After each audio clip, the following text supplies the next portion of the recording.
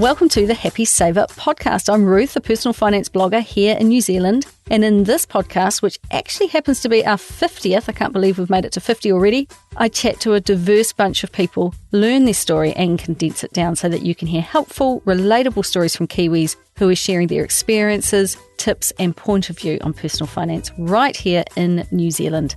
So with that being said, I first heard from Hamish when he sent me an email in late 2020 telling me that back in 2018, at the age of just 24, he'd saved up and bought a house in Palmerston North with a big deposit of $125,000 to buy a house for $379,000. Hence, no surprises, I was pretty keen to hear more from Hamish about the how and the why of this. And the short answer from him was he achieved it by planning and deliberate effort. He said that too many people fail to plan for something that they want, but they still expect it to happen. Not so with him. But before we hear from Hamish, I just have a quick message from Pocketsmith, today's sponsor. I'm a dog lover, big time. My big fella is called Blue and he has a heart of gold. He would do anything for me and vice versa. And that includes paying his hefty $1,000 vet bill when he recently broke a tooth. Thankfully these days, these large unexpected bills no longer throw my finances off course like they used to. Pocketsmith provides personal finance software for all walks of life, and that includes dog walks too. I've set up a budget for my dog in Pocketsmith. Each week I set aside a little bit of money that builds up over time, so at a glance I can see that I have the money to just reach over and pay Blue's vet bill. Pocketsmith allows me to control my daily spending and plan for the unexpected, and that gives me huge peace of mind. If you want that same sense of being in control of your finances with Pocketsmith, they've got a deal for you. Happy Saver listeners get a whopping 50% off your first 2 months of Pocketsmith's premium plan. To get your deal, go to pocketsmith.com/thehappysaver.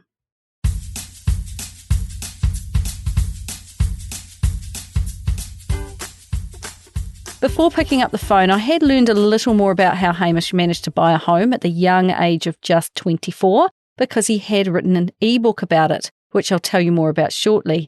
It's just a couple of bucks and worth a read, particularly if you think that home ownership is way out of your league. He makes it pretty clear that it's not, by the way, but it's going to require many years of effort.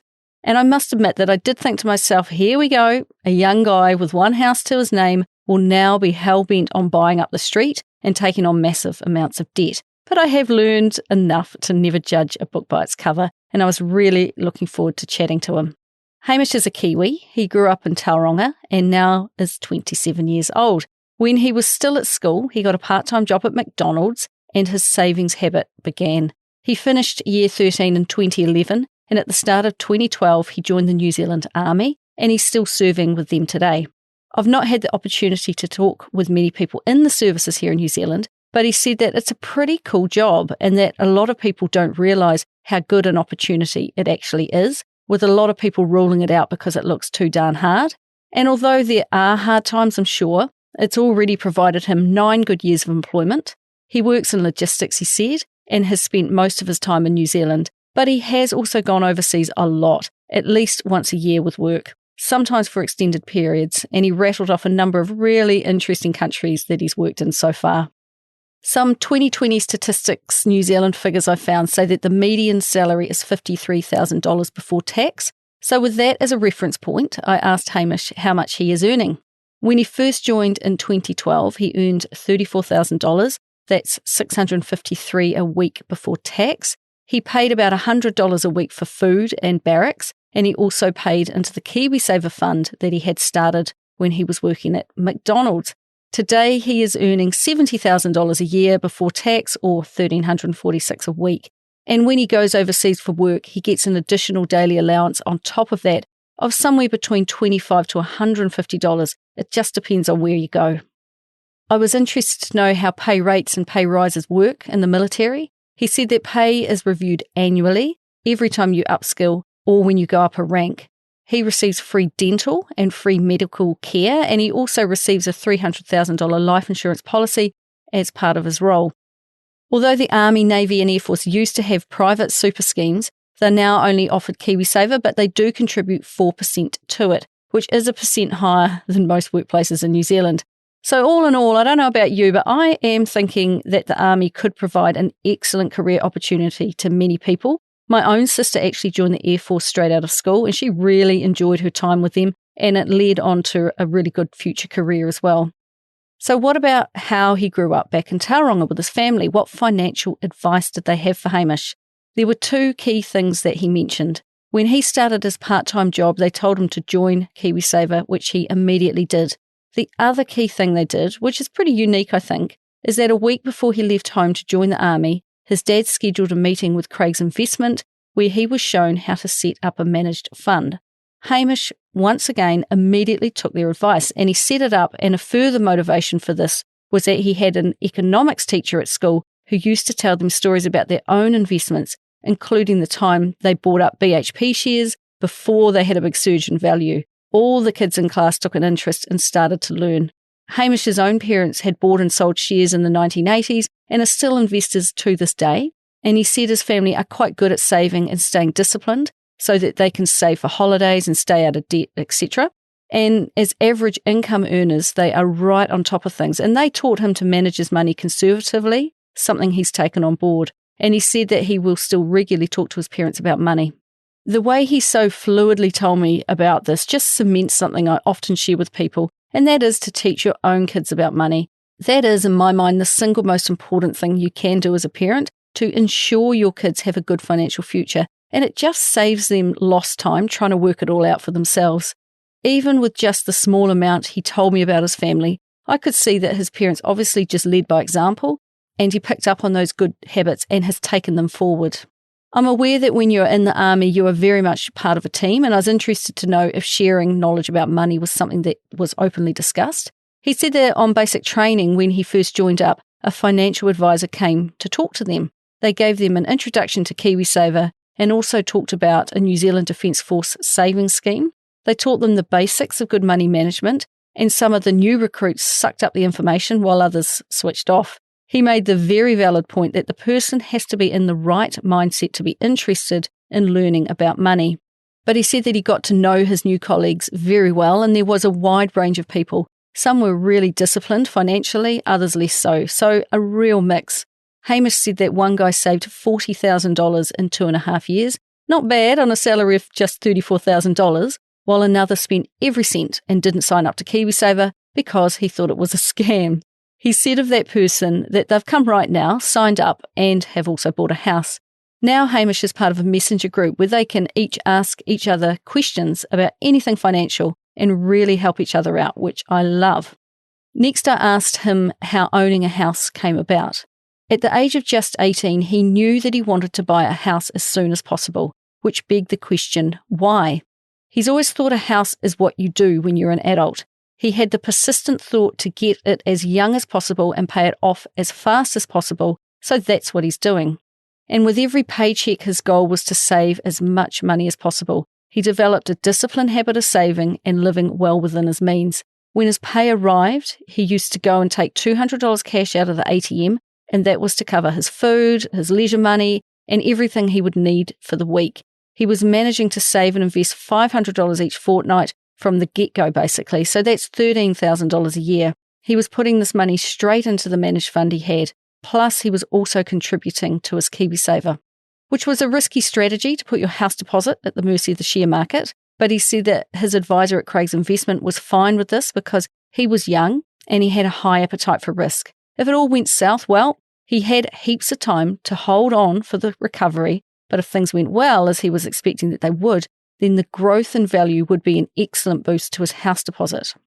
But he didn't bet the farm entirely, and at that time he kept $1,000 in the safety of a now closed ANZ bonus bond scheme, plus he kept a couple of thousand cash in the bank for emergencies. Hamish impressed me again here because at a young age he had sought some good financial advice. He understood the investments he was making, and he was also learning the art of diversification and not putting all of his eggs just in one basket. And remember that when he joined at 18, he wanted a house ASAP. Well, ASAP took 6.5 to 7 years. That's how long it took him to save up his deposit, where every single pay he set a portion of his income aside to save and grow. Every time he was stationed overseas and received that extra daily allowance, or when he got a pay rise, he saved every cent. He had a plan and he stuck to it, and he didn't rush the process. I think that is where a lot of people go wrong. They have an idea and they want instant results. Well, as Hamish has shown, good things take time. Methodical saving of your own income over time truly works. I asked him what advice he might have for others wanting to buy their own home. Step 1, he said, is to figure out where you want a house. Where do you want to live? Then work out what a house in that area costs. Step 2, he said, is to break that cost down into bite-sized pieces. For example, if you think Auckland is the place for you and a house is worth $1 million, then you need a $200,000 deposit. That's 10 years of saving $20,000 a year. Or perhaps you have a partner and you could each save $100,000, halving the period of saving to 5 years. How much have you got in your KiwiSaver? If it's $50,000, well, now you only need to save $50,000, and that might take 2.5 years. Break the problem down into bite-sized pieces is his advice, and then just get moving. A $1 million house sounds insurmountable on its own, but less daunting when you break it down. So after all those years of saving, he was ready to buy, and he found a house in Palmerston North and paid $379,000 for it. He had a big deposit by then, made up of $60,000 from shares that he sold, plus he had $60,000 from his KiwiSaver, having drained his account down, leaving just $1,000 in it. He also received the $5,000 government grant, bringing his deposit up to $125,000 on his $379,000 house. So that's a deposit of over 30%, which is excellent. Now is the right time to chip in with the question I always ask, and that is, if they could retain all of the knowledge that they have today regarding money and could go back to their 15-year-old self and start again, what would you do, whether it be the same or something quite different? Hamish said he would have taken the exact same steps, but he would have gone to a mortgage broker a year or two earlier and explained his situation and what he was trying to do, and asked them how close they thought he was to his goal. He had a big deposit when he bought the house, but in hindsight, he could have bought sooner with a smaller deposit and got the house cheaper, and today he would have been further along with the mortgage. And that's great advice. Go and have those conversations with the experts early and see what knowledge and advice they can share with you. In the end, he took on a $254,000 mortgage, and when we spoke in February 2021, his current mortgage sits at $220,000. His next steps are to smash that mortgage out as fast as possible, and he anticipates owning it in full within 9 years or by the age of just 36, a fully paid for house by the age of just 36, and all because he started thinking about and planning for it early. Now, he bought this property as a home for himself, and he lived in it for 1.5 years before the army required him to be stationed somewhere else. While living in it, he fully insulated it and made it warm and dry and made it into a really good, healthy home. So when he moved away, it easily complied with the government guidelines, and in mid-2020, he tenanted the property at $450 a week. He does feel pride to be able to provide a good home to somebody. He pays a property manager a whopping 10% of this rent for them to manage the property, an amount he does question because if there is an issue, they still email him asking for guidance. It's a pretty good return for the property manager, who was basically just on standby. But thinking about it practically, when he goes overseas, he knows his tenants and his property will be well supported. Now he is back to living in army barracks, so does not need a lot of space, and his own home is better utilised by someone else. His girlfriend lives in her own home in Palmerston North, so he is regularly back in his old town, and she kindly lets him stay at her place. So here are two people in their mid-20s with their own homes, showing that with thought and planning, you can make it happen, if that's what you want for yourself. Now, this is the part of the conversation that I was a little worried about. He is a young guy. He now has a stake in property, and that property also has some capital gains because of the rising house prices in New Zealand. I thought I knew where this conversation might be heading, but I was happily proven to be wrong. He said that most Kiwis seem to think that owning rental properties is the absolute answer to all of their financial issues. And he said that in his mind, this actually shows up a lack of knowledge on finance. He does not want to do what others do and buy more property. He'd rather have one fully paid for house and an extensive share portfolio, giving him a much more diversified portfolio, which is music to my ears, I can tell you.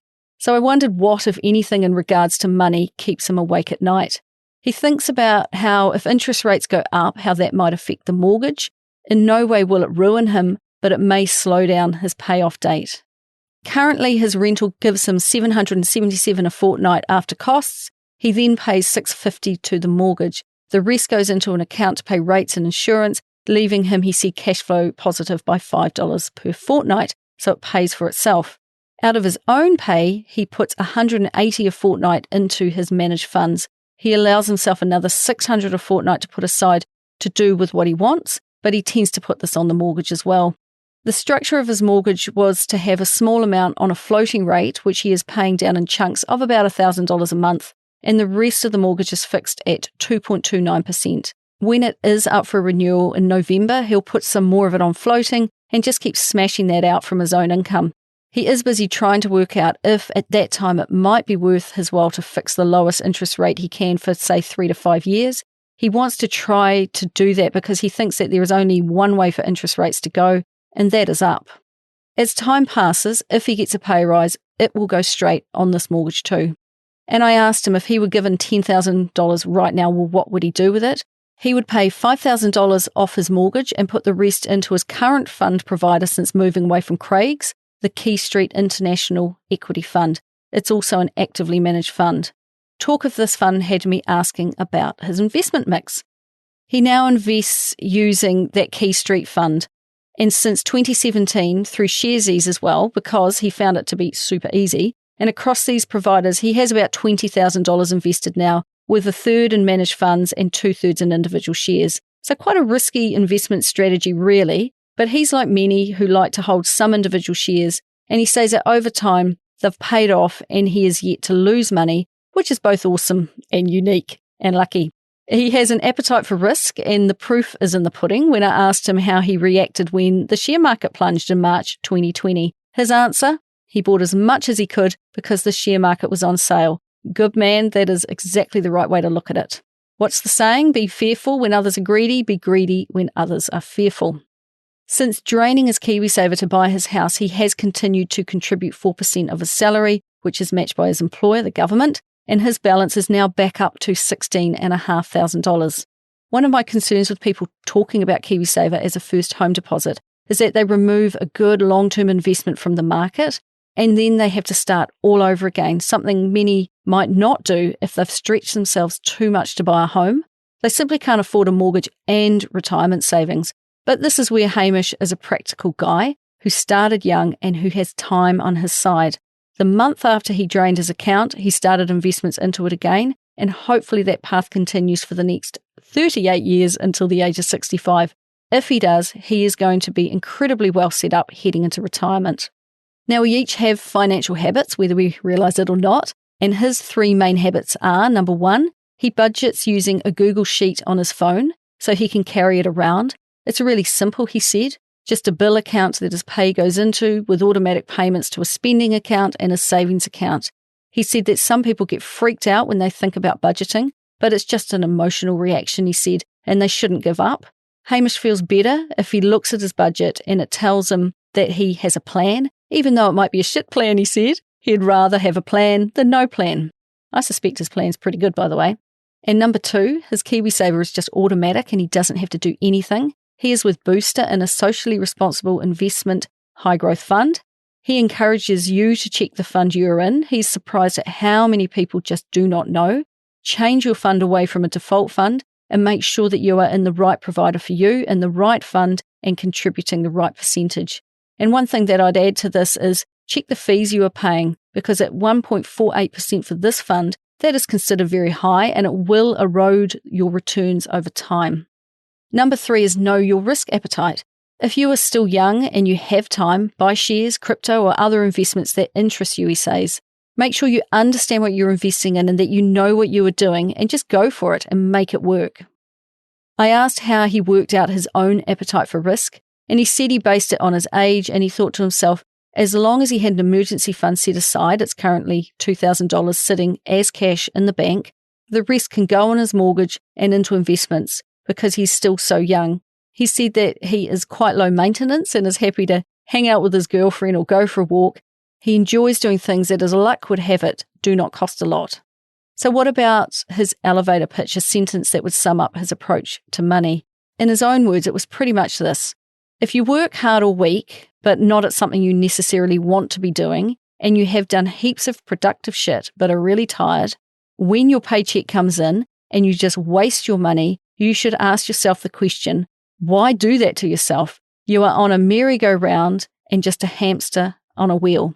You work at a job you don't like, but your poor money habits are keeping you there. It's up to you to make a change. And Hamish, I know you struggled to get that thought out of your head when we spoke, so I hope I captured your sentiment well enough. So how about his biggest financial triumph? It was when he bought $3,000 of Amazon shares in 2016 and sold them for $6,000 in 2017, doubling his money.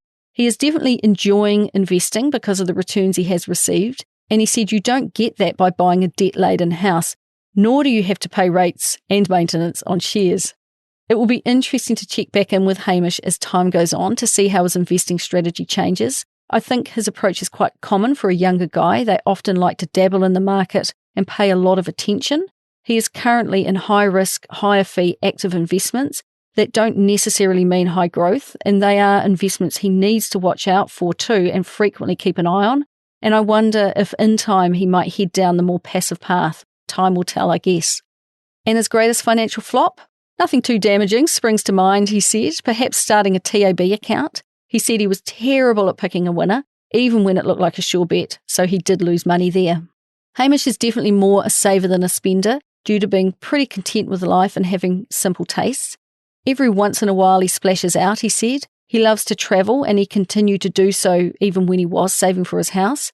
He referenced a friend who had been deployed overseas for quite some time. He managed to save up about $120,000 while he was away. When he got home, the only thing he wanted to buy was a box of tea bags and some green apples. Hamish wants to be as content as him. Now, I like to ask this next question because, as a rule, no one ever mentions money. I asked Hamish, with everything you have going on in your life, what fulfills you the most? What brings you the most enjoyment? For him, it's choosing how to spend his time or having autonomy over his own time. He works a 40-hour week and spends 5 days living in barracks. So when he is on leave, he likes to choose how he spends his time. And personally, I think that the ultimate of financial independence is having full autonomy over your own time 7 days a week. So what advice might Hamish have to others listening to this podcast, particularly to those in their teens and early 20s? He said he is not normally one to give advice, particularly unsolicited advice. He tends to talk to people to figure them out first and find out what they want to do.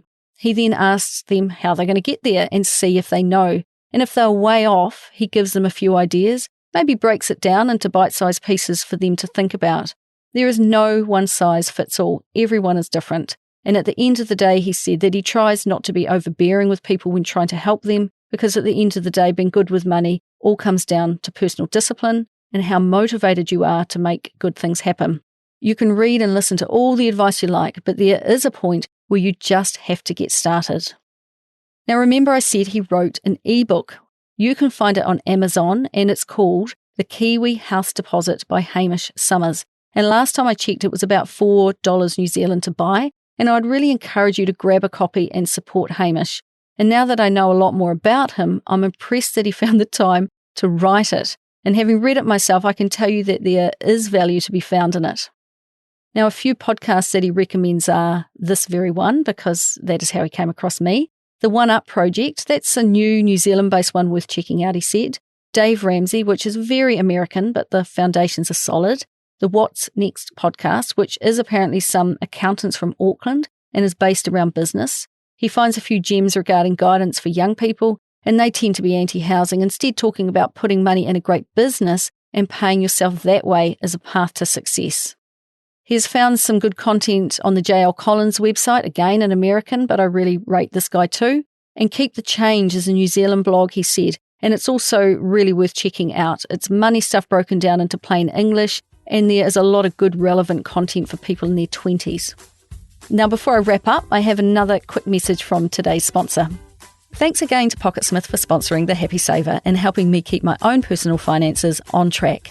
If you want to supercharge your finances with Pocketsmith, have we got a deal for you? Happy Saver listeners get a whopping 50% off your first 2 months of Pocketsmith's premium plan. To get your deal, go to pocketsmith.com/thehappysaver. That's pocketsmith.com/thehappysaver.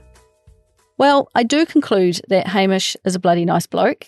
His path towards generating wealth is not going to set the world on fire for its uniqueness or speed, but that's kind of the point for me. You can spend your time flipping houses, leveraging, mortgaging, and looking for the next big thing to give you a burst of cash, or you can take the path that's been trodden before and that we all know works. Hamish knew from a young age how he would buy a home and grow his wealth, and then year after year, he has hunted his goal down, and he has my absolute respect for that. Using his fortnightly income, he has methodically saved and invested with every single paycheck, and for now, owning his house outright is at the top of the list. But he is also investing on the side, making him well diversified and therefore more resilient. And once he has that home paid off, he'll then just focus on those other investments. Many people have the regret that they didn't start earlier in life on their investing journey. Well, Hamish, he won't ever have that regret. And all I see is a calm and methodical approach from an intelligent bloke, and from where I'm sitting, his financial future looks very, very bright indeed. So I just wanted to say a huge thank you to Hamish for sharing his money journey with us. Keep in touch and let me know how you get on. So that's all from me this week. I'll be back next Wednesday with another money journey of another Kiwi. If you want to get in touch, you can find me at thehappysaver.com, and I would love it if you could leave me a 5-star rating and review and share this with your friends. These are the best ways that people can learn about the podcast, and I would love it most if you would talk more about money with your own friends and family and help me continue to help others be better with money. So until next time, happy saving.